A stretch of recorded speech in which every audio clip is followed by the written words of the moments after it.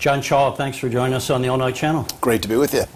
You are the director of the Paul Simon Institute, and many people watching the Illinois Channel will remember Paul Simon. And after he left the U.S. Senate, started the Simon Institute at Southern Illinois University in Carbondale.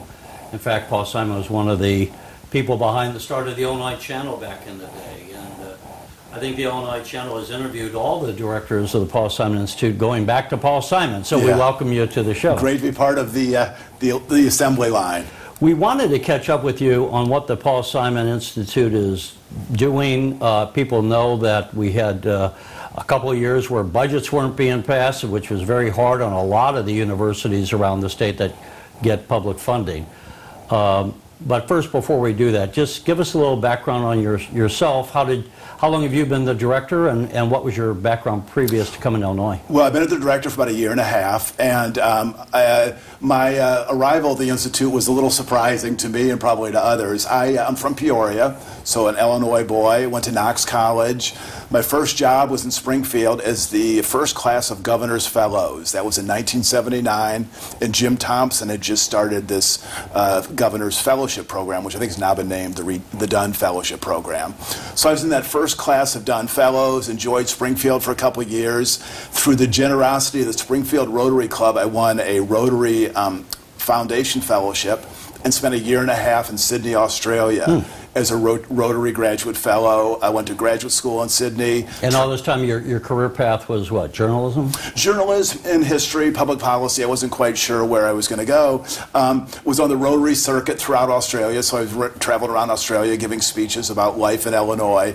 Had a great time, came back, worked for a few more years. Did that fascinate him? It did. In fact, what happened is I had gotten from some friends at the Illinois Department of Commerce, they gave me these little lapels, the Magnificent Miles of Illinois, which I distributed liberally through Rotary clubs across Australia. And they're probably showing up now at antique fairs and and things like that. So, but they were generally aware, of course, of Chicago, Caterpillar, Peoria. They understood that. Most were, and the Lincoln heritage were. So there was, as we know, when we travel overseas, people know a lot about our country, and they knew a lot about Illinois.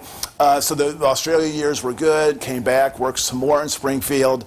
Then I won a fellowship to work and study at the European Union in Brussels. Wow. Did that for a year. And then when I was there, I finagled an internship with the Wall Street Journal Europe. Now, did you speak French? I spoke English. Yeah, because in Belgium they have both French and Flemish, and then English is sort of the neutral language. So that was probably better to just speak English. So I did that. That was my first real exposure to journalism as an editor at the Wall Street Journal Europe. Did that for a year, came back, went to graduate school in D.C., and then, in one of life's kind of fortuities, as I was leaving graduate school, I went to our career office, and I saw this little company called Market News International was looking for a congressional reporter. So I thought, okay, I'll do it for a year. 26 years later.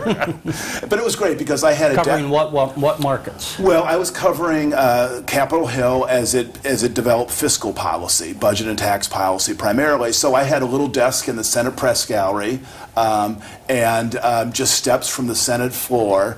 And the one thing about covering Congress as a beat reporter, even though the White House beat on some level is more glamorous, the congressional beat it could not be more fun because I would say my own 2 cents is I think Congress is better beat. Well, it is. It really is because once you have a press credential, you have access to everywhere, and so much of the kind of interviewing and reporting is tracking people down in the Capitol corridors, on the trains, and cafeterias, press conferences, of course. So it was an amazingly fun beat. I did that for 26 years covering fiscal policy.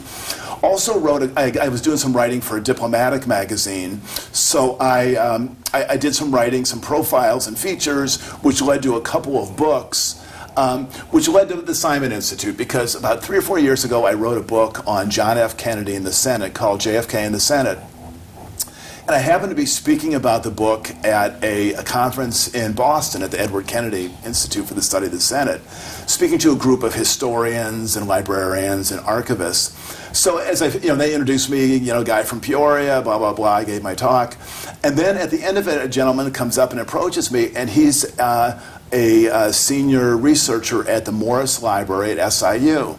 So we talked a little bit, Illinois stories, and exchanged emails. So we kept in kind of light email touch, and then, 6 months later, completely out of the blue, he sends me a note and says, the Simon Institute is looking for a director. So I was happy in D.C., and I said, well, thanks, I don't think I'm really interested, but thanks for thinking of me. And a couple weeks later, he sends me back. He says, they're still looking for a director. I said, well, gee, thanks so much. I'm still not sure. About 2 weeks later, he sends back a note. He says, I've just nominated you to be the director. If you're going to, you have to follow up within 2 weeks, So then I thought about it much more intensely. I had covered Paul Simon in D.C., loved him in many respects. I mean, he was one of these guys. And he was actually kind of a fiscal conservative. He was. You look at him as a liberal senator, but he was one of the ones in favor of a constitutional amendment to the a balanced budget amendment to the Constitution, as well as, by the way, liberal Paul Tsongas. That's right. It was an interesting coalition of people backing that. In fact, that was sort of how I got to know him most, because I was covering fiscal policy.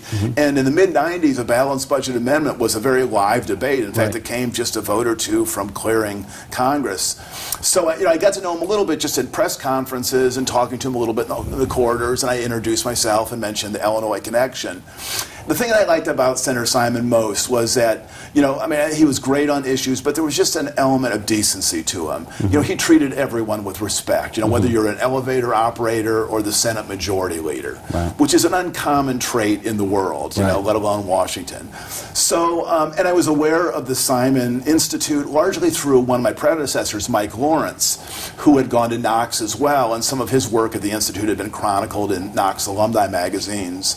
So I threw my name in the hat, and it was a long, kind of grueling process. But at the end of it, they called and said, would you like the job? And I've been there since January of 2018. Which was, well, let's see, at least we finally got a budget passed in summer of 17 over the governor's veto. So yeah, the fiscal dark clouds had largely lifted. I mean, my predecessor, David Yebsen, in reading some of his documents and talking to him on a number of occasions, has just, kind of reminded me just really how difficult it was then. The Institute has weathered those times, we received fewer state funds than we once did, but we receive enough to have a full shop going, and then we also have a number of private endowments.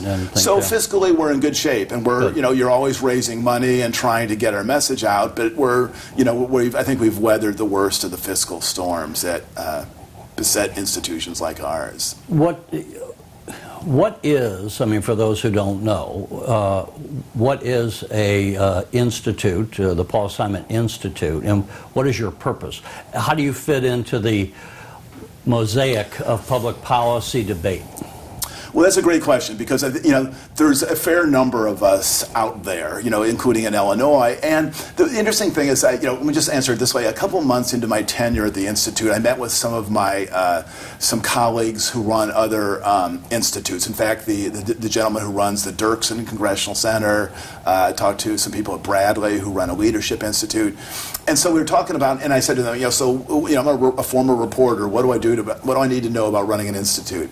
And they said the number one thing you need to know, particularly at an institute affiliated with a university, is that whenever a public policy agenda, kind of a public policy issue hits the university's kind of radar, their first instinct, if they don't know what to do with it, is to give it to the institute, the Public Policy Institute, which is good in terms of having a lot to do, but it's bad in terms of having a sort of jumbled, incoherent message. In fact, I remember talking to one guy who said, the number one thing you need to avoid is mission drift, when you're just going in a million different directions. And candidly, that danger is somewhat enhanced when you work at the Paul Simon Public Policy Institute, because Paul Simon had so many interests. He wrote 22 books. He was thousands of op-eds. He was interested in everything. And so, to get maybe to your question more directly, the Institute has tried to affect public policy, as they say, locally, regionally, in the state, and nationally, and even internationally. Would I be right to say that you're not trying to direct, I mean, I think so I might challenge just the word you maybe, you're not trying to direct public policy. You're not trying to get people to convince them to be left or right. I mean, we're as not an an example. advocacy group. You're not advocating. But I think one of the things that the Paul Simon Institute has done over the years is maybe flush out some of the background information on a particular issue. Right. And part of that flushing out would be polling what are the views of Illinoisans and maybe how those differ around the regions of the state. I mean, going back in the Quinn administration, we had, you know, the vote on gay marriage and, as one, or gun control, or something, whatever. Or who's ahead on the race for governor in a particular year, something like that. I think, but I don't know, that don't you also sometimes do maybe a business might come to you and want to have some research done on background? I'm not sure if that's true, or sometimes maybe that might be other parts of the university. But yeah, I think that probably, you know, let me just tell you what my, because I mean, to be very candid, you know, the Institute has been going for 22, 23 years, and each director has a slightly different view. Yeah. I mean, some have been of the view that they want the Institute to be involved in kind of the nitty-gritty of formulating public policy. The Institute was very active in campaign finance initiatives in the 90s and so forth.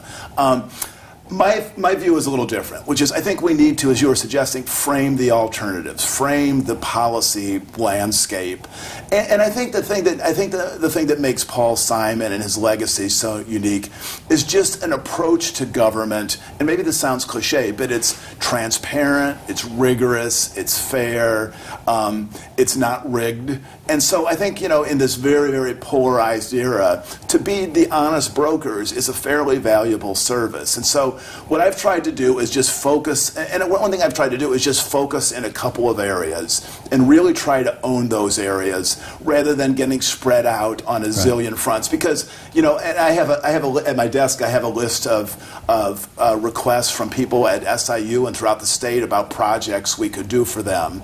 And it's, I mean, you know, and the range goes from, you know, disability policy to high-speed rail to veterans programs. Someone suggested we do a program on South Sudan.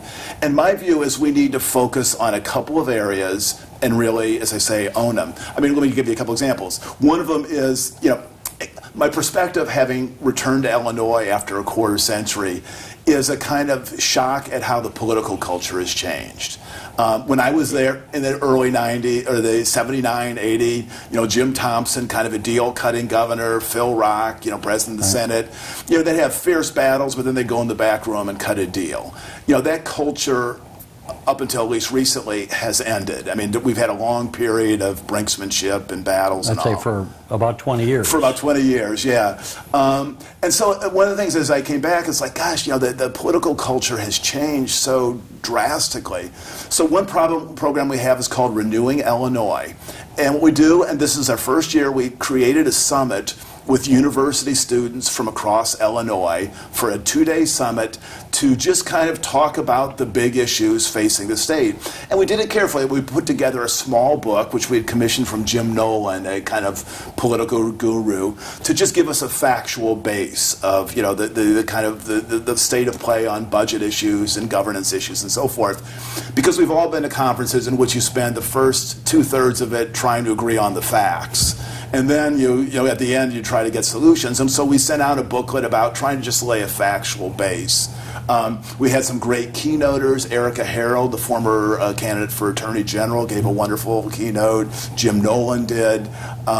We had some breakout sessions on higher education. And how many students came? We had 50, which was about what we wanted for the first time. We wanted not to get too, Was that a one day or did they spend it was 2 days. It was 2 days. They spent the night, and we actually had the first night we had an opening event, dinner and keynote, and then we adjourned to the bowling alley and played a couple hours of bowling ensued, and it was kind of an icebreaker and kind of a nice way for people to get to know each other and start milling. So that was, it was a 2-day summit that we want to do regularly. We want to expand it, not hugely. We'd like to have it 50 or 60. We had 9 universities. We'd like to expand it to 15 or 20. And it was just a good way of just kind of discussing issues with the people who are going to decide whether to stay in Illinois or to leave. And that's obviously an issue that people are worried about. So that's one example of something that I think Paul Simon would have liked. And we're trying to create a network of young people interested in Illinois in the same way that the Edgar Fellows program does for people who are, earlier in their careers. And we see this as kind of the junior varsity for the Edgar Fellows program. So that's one example of what we're trying to do, this Renew Illinois initiative. Another one, which happened very kind of fortuitously, in an earlier life, I wrote a book on Senator Richard Lugar and got to know him quite well, got to know his staff well. Those are also people we don't see very much of anymore, right? Yeah. And Senator Lugar just recently passed away, but was just an amazing man. And he created, after he left the Senate, he created a research center in D.C., and so when I arrived now at the Institute, they approached me and said, we'd like to do some projects with universities to increase, bipartisanship in the state. They said, would you do a program for Illinois? We said, sure. So we've developed a set of best practices on how to conduct town hall meetings. The notion being town hall meetings are a critical part of our democracy, but as anyone watches C-SPAN or particularly the cables, you see that they can devolve into food fights and yelling and screaming. So we put together a set of best practices for how a town hall meeting should be conducted. And just early this summer in July, Senator Tammy Duckworth came to... How would someone get those guidelines? On our website. Just Google Paul Simon Institute, and it's on our website. And we did our first test run. Senator Duckworth came to Carbondale in July, and we had a very... really, really productive town hall meeting with her. And, people had strong views on a lot of different issues. But the essence of our program is that, first of all, is to have a neutral person moderate it. So they can kind of set the parameters and say, look, we're going to do this in a reasonable, civil way. You can ask questions, but they're going to be questions or brief statements. We literally have a staff member holding the microphone rather than surrendering it, because one of the tactics of advocacy groups on both sides is to literally grab the microphone and not relinquish it until they, have made their points. Right. And just give the policymaker a brief period of time to make an opening statement. One of the criticisms is that lawmakers are reluctant to have in-person town halls, and when they do, they gobble up half the time with the Pledge of Allegiance and national anthem and prayers and then a long rambling talk, and then they say, okay, I have time for 2 questions, and they run out the back door. So we had a great event with Senator Duckworth. In fact, she pulled me aside and she said, if you let's do this in other parts of the state. She just felt it was very fair-minded and honest.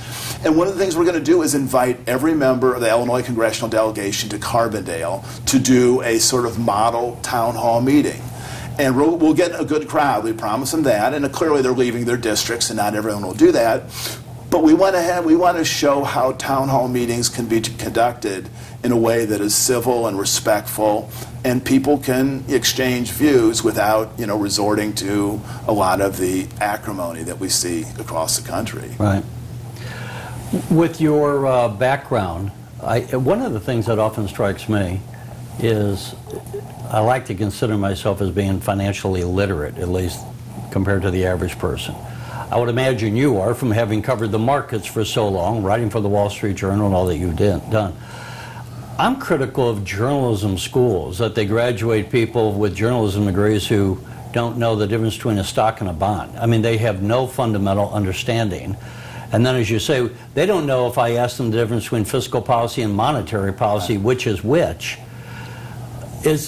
Now that's not a partisan issue. The bias there is one of ignorance and a lack of, which frankly, I don't think this stuff is that complicated. Right. But if you're going to be in journalism, you ought to know it, and you ought to have been taught it, so that you know, is this an issue of the Federal Reserve or of the Congress and the President?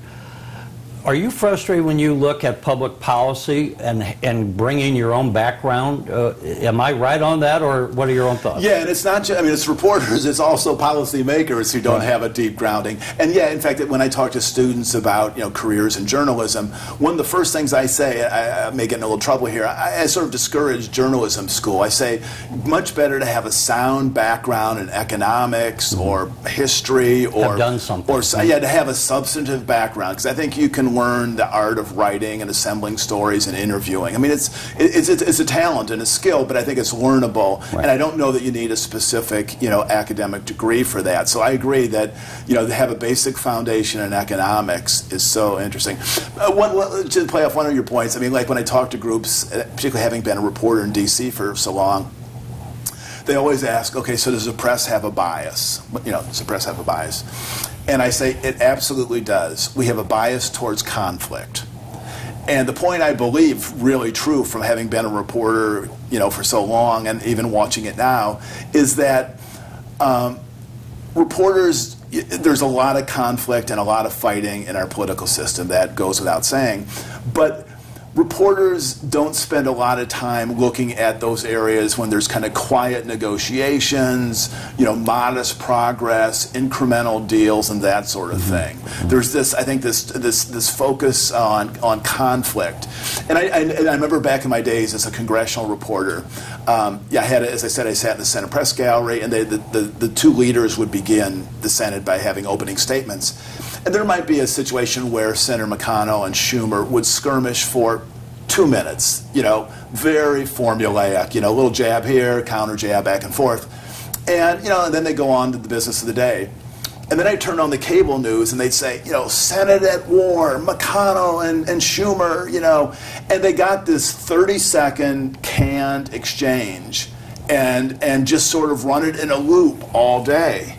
And it's like, and you get the sense that Capitol Hill is just aflame. Now, don't get me wrong. There's plenty of fighting, plenty of brawling, plenty of partisanship. I would say, especially on the cable channels, right, that you have producers who want butting heads. Right. And look, one thing we're trying to do on that regard, the Illinois channel, is to have civility, to have, as we are having right here, a long form. It kills me. I was just listening to the Energy Secretary being interviewed. He was on. I saw it on YouTube, but it was a clip from this morning. And you got the Energy Secretary on for 6 minutes. I mean, you and I are going to spend half an hour or something, right? He's 6 minutes. Oh, no, we got to go. It's like, I remember it's like, yeah, because we all already know everything we need to know about energy policy in 6 minutes. And that's the other thing. I mean, what frustrates me. I'm a proud capitalist, but there's certain things that when we're just putting the need to sell the next commercial over the need to understand, that no wonder we're doing such a bad job at democracy when we want conflict over conciliation, rambling over understanding, and then you book an expert guest. I mean, even if you think Rick Perry isn't doing the right policy, what are the policies? Yes. What does the guy think? But let me give you a very specific example. I remember one of the people I really liked to cover in D.C. was Lee Hamilton, congressman from Indiana. Right. Really straight. Foreign Relations in the House, wasn't he? Yeah, he was the chairman of the Foreign Relations Committee and then co-chaired the 9/11 committee, but extraordinarily fair-minded. One of those Democrats that, look, there's a role for political partisanship, I would say. But the old guard, when I was covering back in the 90s, I think they knew where the line was drawn between partisanship and then getting together to govern.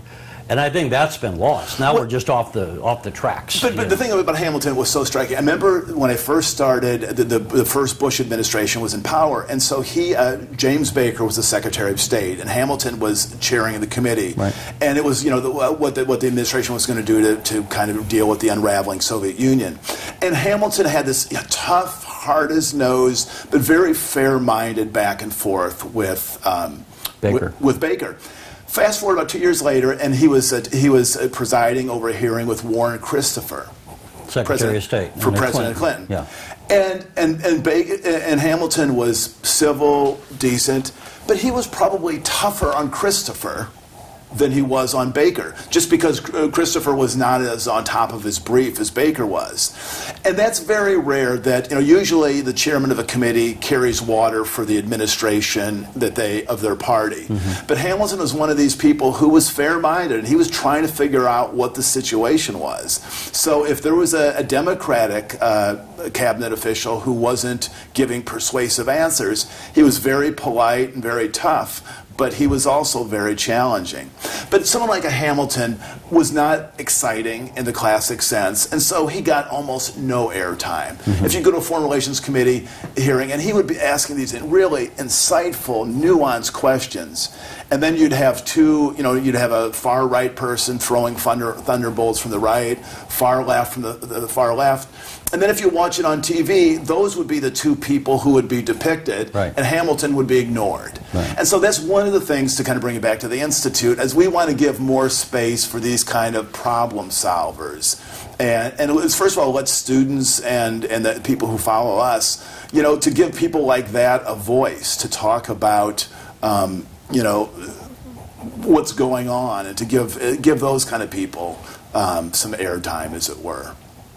So when you get called up and different people are pitching you these ideas and you want to keep yourself focused, how do you factor in what to accept and what to throw overboard? What I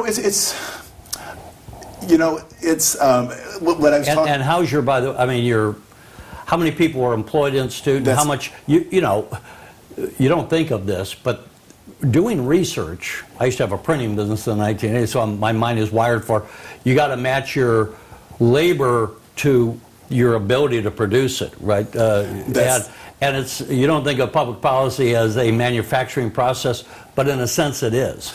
Because you're doing polling and research, and you only have so many people to go around. Right? So yeah, we have 5 or 6 full-time people, and then some fellows and interns. The first question, I listen to everyone. That's my one rule. I will listen to everyone, and sometimes you can't help them out exactly how they want to be helped out, but you can help them. I'm going to give you a specific example. I got a call from SIU Press who wanted us to promote, to throw in some money to promote a specific book. And it was, by all telling, it was a really solid, well-researched book. My view was I hadn't read the book, and by giving money, we would be tacitly endorsing it, I thought. And likewise, but if I gave money to that one book, on what basis could I refuse, giving money to other books? So what I said is, we'll give SIU, X amount of dollars, and for public policy books. And you use it as you will, but I'm not going to, pick and choose which particular. Yeah. So part of it is just trying to see if there's some creative ways you can help. As an example, we had this wonderful SIU graduate who is a documentarian, has a small company, has actually just released this amazing documentary on the effort to build a 3rd airport outside of Chicago. He approached me at a certain point and wanted to know if there was a way that we could contribute. I just didn't think we could, in the same reason. But I said, come to campus and let me host an event for you. And let's have, and so he had a chance. It was one of our Pizza and Politics events where there were, 50 or 60 students were there. He ended up talking to people in classes, made some contacts that I've heard actually yielded some results. So that's an example. I don't think I could give him exactly what he wanted, but I also wanted to find some areas to be helpful. But for me, the basic rule is, since we're such a small shop, it's like, okay, by accepting this project, I'm probably going to have to do a lot of the work myself. Do I really want to set aside what I'm doing for this? And one of my big projects this summer has been writing a small book on statesmanship, which is going to be our hallmark initiatives, which we view as a high level of leadership characterized by vision, courage, compassion, effectiveness.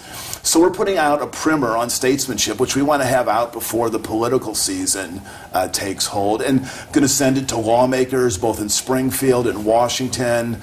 Going to be speaking to business groups. Going to be speaking, across the state, and even have some talks in Washington that I'm scheduling. So that's something that I spent most of the summer working really hard on that, oftentimes late into the night. So like when something comes along, are you picking? I mean, like John F. Kennedy.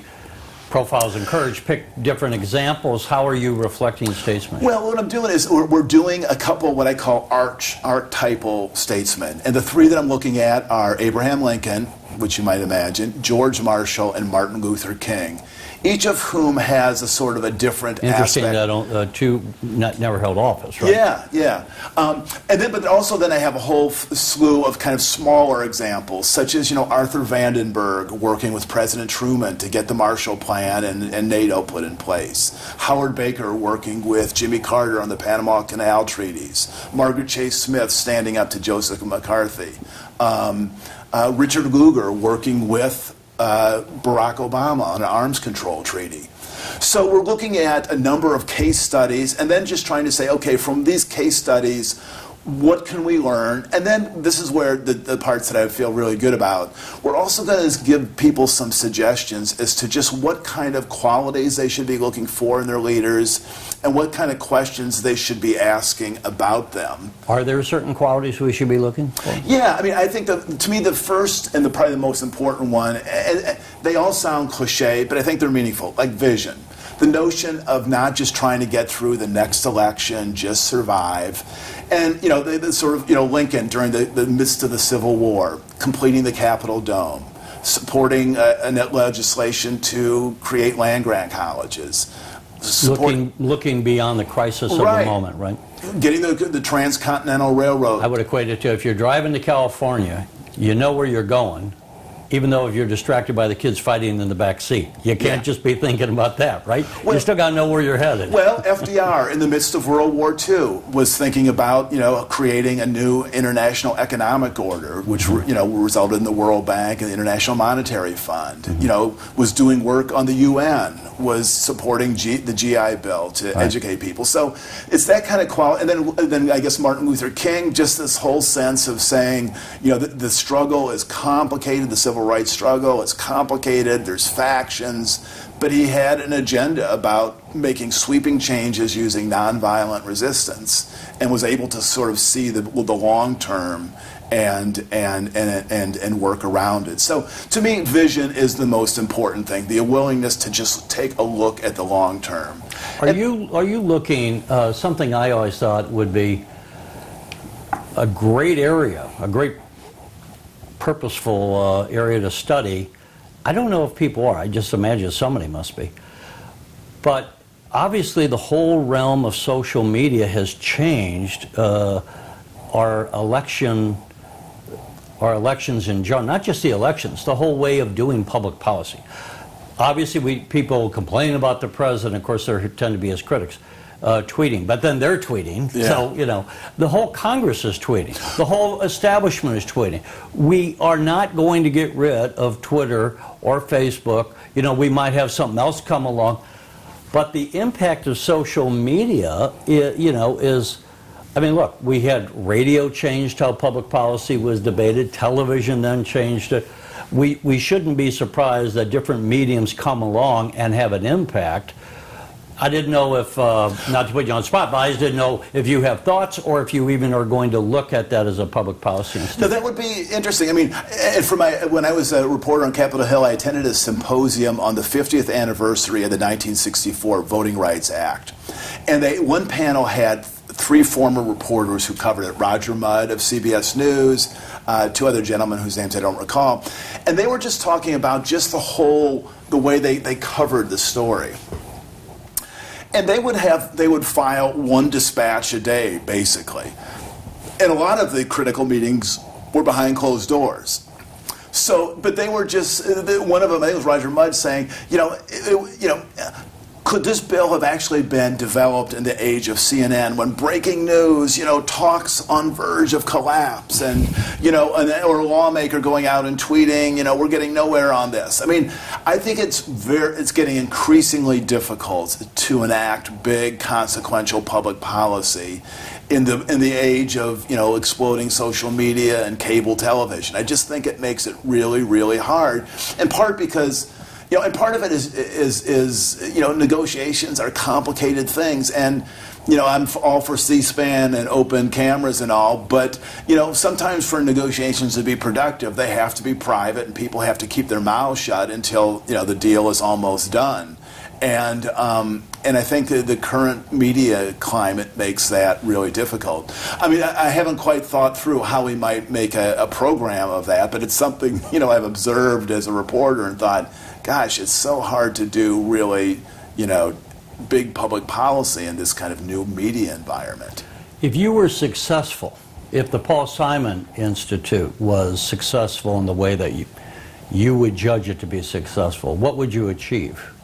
Well, let me do the statesmanship initiative, because when I think about, on the one hand, we want to produce a small book on November 1 that we're going to send out to, the leading media figures in the country and the state, but I also want to show it to students. Because, I had the good fortune of teaching a class this fall on Congress, and the thing that strikes me when you talk to these good students is that they look at our current political circumstances and they sort of think that's always how it's been. They see this fighting, this skirmishing, the smallness and the pettiness, and they think that's just the norm.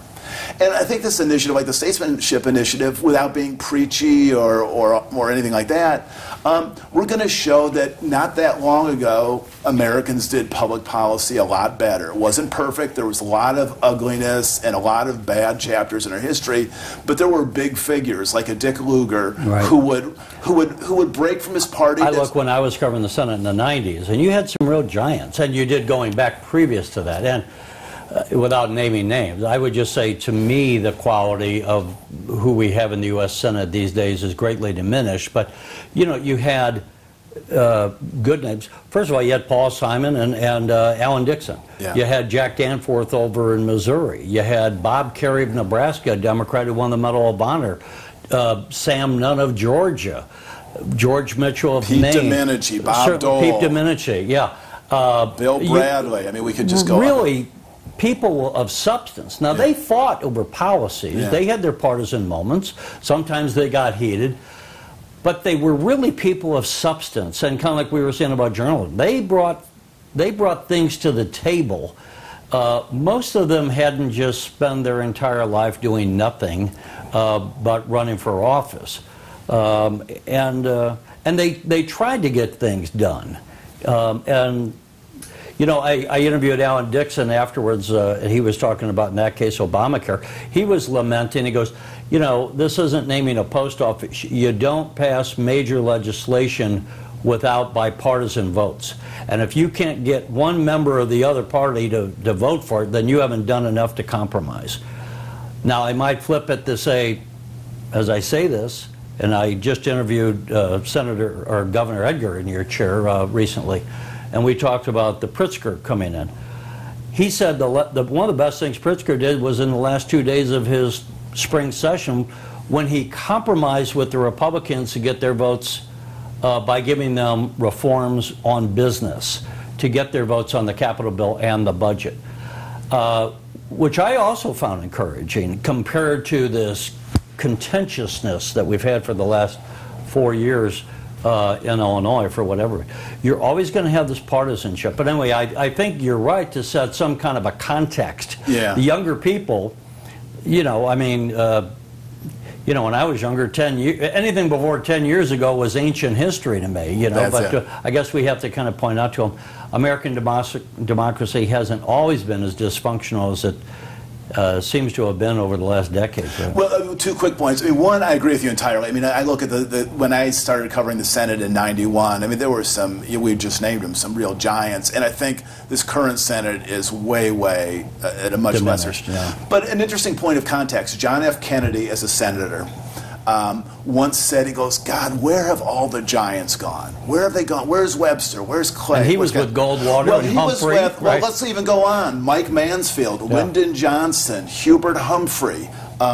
He was with Paul Douglas, Everett Dirksen, Stuart Symington, Russell, Long. Dick Russell Long too, Scoop Jackson. So I think there's something, there's something distorting about the kind of this current moment. It's hard as a policymaker to really have a big historical context when you're in the middle of the fight.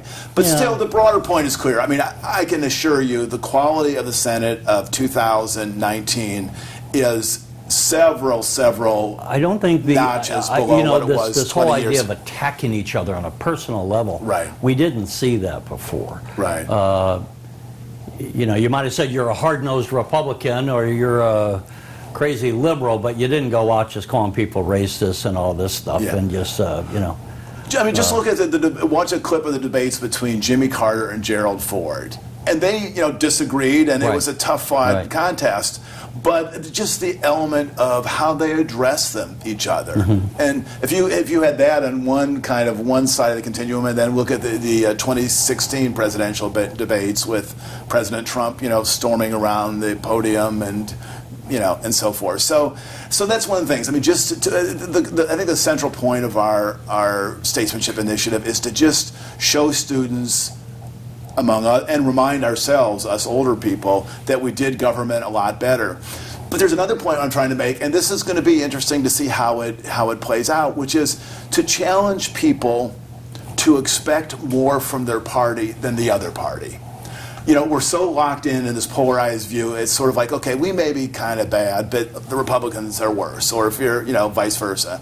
But what I'm saying to these students is hold your party to a higher standard than the other party. You're supposed to be better than them. So don't accept your leaders just, being a little bit less than awful. Really demand quality from your people. And it's funny, when I say that to students, they just kind of look up in their, lift up in their chairs, and you can just see them saying, so you can actually do politics at that sort of level. And that's when I go back to Paul Simon, because I think Simon was one of these people that was a straight shooter. He was decent. He was honorable. And one of my favorite, I've been looking at some of the letters he wrote to constituents for a project we're doing.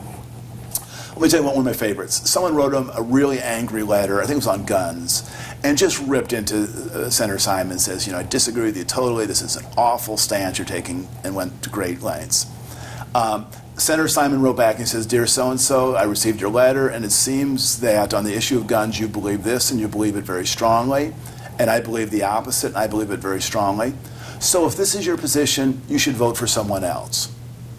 Didn't try to pretend that, didn't challenge the person's motives, didn't challenge the person's patriotism, didn't challenge his intellect, nor did he pretend that there was, we're almost there, we're not that far apart. It was sort of like, this is what I believe, and I'm going to defend it. And I think that's the kind of politics that I'd like us to get back to. But there's a critical point which I need to kind of factor into our analysis, which is, money in politics. Because, back in the day, Paul Simon could run a statewide race and raise several $1 million. I mean, now you're talking... What does the U.S. Senate seat cost these days? Well, I mean, I know it's going to be all over. Tens of millions. But even as critically, if you're in cycle, well, first of all, it used to be that the senator would only really fundraise in the last 2 years of his or her term. Now they're fundraising all 6 years. But there are senators in cycle who spend 4 or 5 hours a day fundraising. Yeah. So once you do that, how willing are you going to be to put your seat in jeopardy? I mean, I think it really compromises our leadership when you've invested 5 hours a day, dialing for dollars. When it comes to taking a tough vote that has long-term implications, there are a lot of pressures to pull back and say, hey, close call. Let's take the path of least resistance. When I left Washington at the end of '96, and I was a Senate producer with C-SPAN, the average Senate race cost back then, that was 23 years ago, cost $15 million. Now, if you were going to raise, or $6 million. If you were going to raise $6 million, that meant that every week you were in office for 6 years, you had to raise $15,000. Right. Now let's say it's 25 or 40 million. Yeah. And I hear that senators are spending 30 to 40 hours a week on the phone raising money. Absolutely. And then Paul Simon once said, look, you know, when I'm in Illinois and I'm going around and giving talks, and I might end up in Chicago, and I get to my hotel room and I get on the phone and it's close to midnight and I got a number of people I'm supposed to call back. He goes, of course, the guy that's given me $10,000 or you know, a goes big to the top of the donation, list, yeah. I'm going to call Right. him back first. Of course, it has an influence on Yeah. you, and he was probably one of the most honest people Right. about it, right? Yeah. So I agree, and I don't know. And what frustrates me is I think it's mostly the fault of television. That's where most of the money goes, and. You know, I'm like I say, I'm a proud capitalist, but I don't know. But at what point are the ratcheting up the price for advertising on over the air? I'm hoping the internet might be the solution of campaign financing, that you can get your message out without having to spend $6,000 for a one-time 30-second commercial in Chicago. That's where so much of this money goes across the nation on these television ads. And some of the races in 2018, some of the kind of maverick people who won, and again, it was an unusual political environment, very fluid, and maybe some seats that were in play that are not always in play. But there were people who actually won races without having raised the, you know, extraordinary sums that they had in the past through, you know, social media and so forth. So, but I think, you know, money in politics is a huge issue. You know, candidly, that's not an area where I think I have particular expertise. So what I want to do is focus on the statesmanship front and just tell students that we used to do it better, and to remind older people that we used to do it better, and to encourage them to expect more out of their leaders, and to reward someone like Paul Simon, who will send them a note and say, you know what, I disagree with you. I respect your view, but I disagree, rather than pandering or dissembling or being, you know, nasty about it. So if we can get more Paul Simons in politics, I think we will be at least back on the comeback trail. Well, and I think, look, I would hold the population, I think you are too, in a way, if I'm hearing you right, hold the populace responsible. You know, you can't be lambasting people constantly, attacking them personally in such a mean-spirited way. Ultimately, as Americans, I think we want democracy. You know, we inherited this nation, and we're going to have to pass it on. Hopefully, we all want, like with our children, we want to pass it on better than what we found it. To the extent that we are not acting civil and we are being disrespectful, then we as our individual citizens are responsible for what comes out of our own mouth and the way we engage. You know, we changed the culture in the civil rights world, how we treated each other across the races. You can't say things today that you would have said back in 1960. I think maybe we need to adopt some of that and say, it doesn't mean you can't think certain things, you can't be a conservative, or that you can't be a liberal, but you have to treat some of these other people with just basic human decency. Well, let me give you an example. One of the statesmen we're profiling is a senator from Michigan, former Senator Phil Hart, who was this liberal dynamo. Right. But I've been reading about his 1970 re-election campaign, and he was actually running against George Romney's wife. Romney had then moved to the Nixon cabinet, and she was a moderate Republican, but she was not particularly schooled in public policy. And they would have these debates where she was just, you know, she was really, really struggling. And Hart refused to pounce. And his aides... He went easy on her? He did. And his aides, after the debate, they say, why are you doing this? And he says, look, I have a forum to explain what I'm doing and to defend my record and explain my positions. That's how I view these debates. She has an opportunity to express her record. I am not going to take advantage of the fact that she doesn't, you know, not deeply schooled in public policy. He says, I have something to say, so I'm going to use my airtime to say it. I mean, that sort of, and again, in the context of our statesmanship initiative, to remind older people and to tell students that, that politics can be practiced at that level and people can be successful. And we're not talking namby-pamby. Right. I mean, you're still going to have your... We He was always a have tough, the formidable partisan guy. differences. Yeah. But it's not the cheap shot. It's not, you know, Right. the gratuitous assault. I mean, you can be a, you know, have a vigorous debate without making it personal and petty and nasty. Right. John Shaw, if people want to follow you, what's your website? Why don't you just Google us, the Paul Simon Public Policy Institute. We have a long website name, so just Google the Paul Simon Public Policy Institute. We have a lot of our documents, a lot of our events are on the website, so please come to that. Are the public generally invited to these events? They are, virtually every, and we get good crowds in Carbondale. This fall, we're going to have a great series. We're going to have the U.S. Senate historian who's going to come and give us a talk about statesmanship in this history of the Senate. We're having Ray LaHood, former congressman and transportation secretary, is going to come and talk about bipartisanship. We're having a Pulitzer Prize-winning historian from Stanford, David Kennedy, talking about presidential statesmanship. So we have a really good fall agenda at the I don't Institute. know if you've thought about this. I know sometimes Paul Simon Institute would put on some events at other parts of the state. Are you going to do that again? We're going to have an event next year commemorating the 50th anniversary of the Illinois Constitution in Chicago, and we are looking very actively about having events throughout the state. So that's one of the things we want to do to expand our reach and kind of let people know more about us. So hopefully we'll be coming to neighborhoods around the state in the coming months. Well, John Shaw, we appreciate you taking the time to My join us. My pleasure, Terry. Great. Thank you so much. Thank you. Hi, folks. Thanks for watching. And if you haven't already, please consider subscribing to our channel. And while you're at it, please leave us a comment. Thank you for watching.